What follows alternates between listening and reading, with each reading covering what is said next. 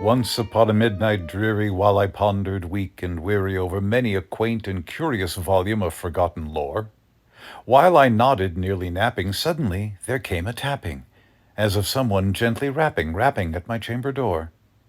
"'Tis some visitor," I muttered, tapping at my chamber door. "Only this, and nothing more." Ah, distinctly I remember it was in the bleak December, and each separate dying ember wrought its ghost upon the floor.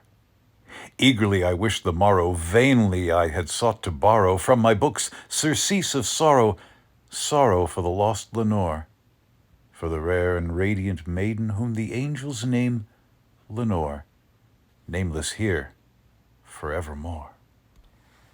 And the silken, sad, uncertain rustling of each purple curtain thrilled me, filled me with fantastic terrors never felt before, so that now, to still the beating of my heart, I stood repeating, "'Tis some visitor entreating entrance at my chamber door, some late visitor entreating entrance at my chamber door. This it is, and nothing more."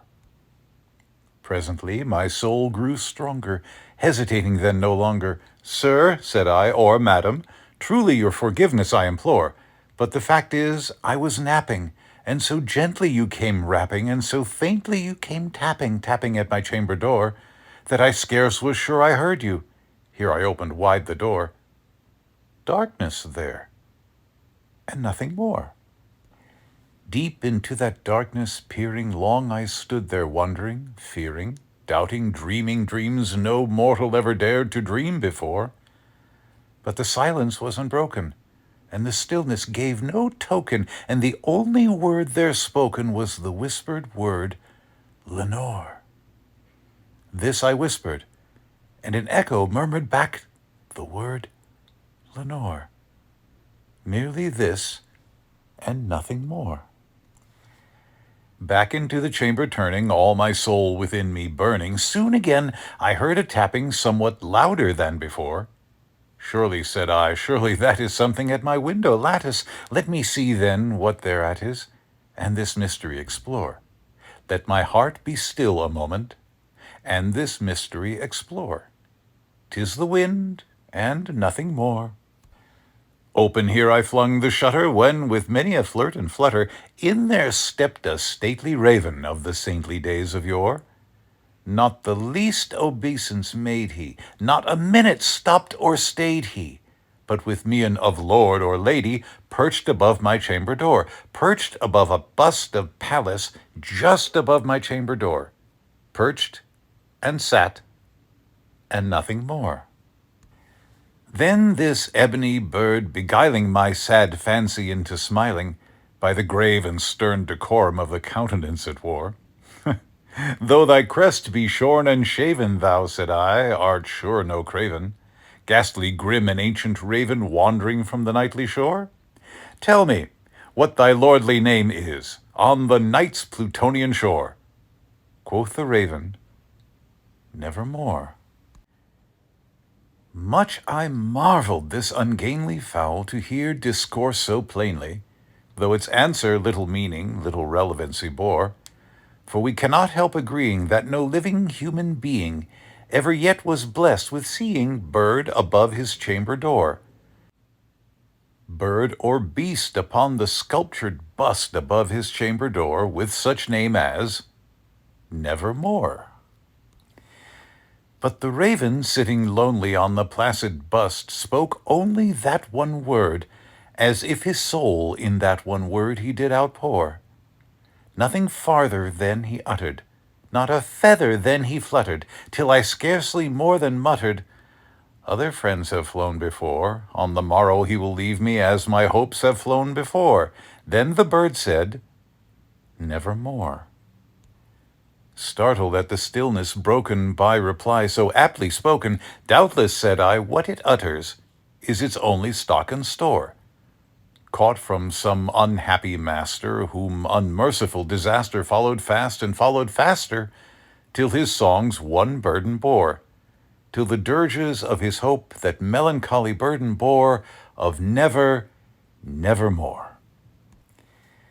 But the raven, still beguiling all my fancy into smiling, Straight I wheeled a cushioned seat in front of bird and bust and door. Then upon the velvet sinking, I betook myself to linking fancy unto fancy, thinking what this ominous bird of yore, what this grim, ungainly, ghastly, gaunt, and ominous bird of yore meant in croaking, nevermore. This I sat engaged in guessing, but no syllable expressing, to the fowl whose fiery eyes now burned into my bosom's core.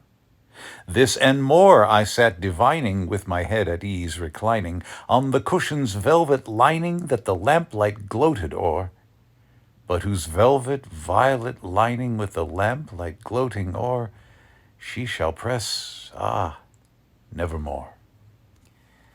Then, methought, the air grew denser, perfumed from an unseen censer, swung by seraphim whose footfalls tinkled on the tufted floor. Wretch, I cried, thy God hath lent thee, by these angels he hath sent thee, respite, respite and nepenthe from thy memories of Lenore. Quaff, O quaff this kind nepenthe, and forget this lost Lenore. Quoth the raven, nevermore. Prophet, said I, thing of evil, prophet still, if bird or devil, whether tempter sent, or whether tempest tossed thee here ashore.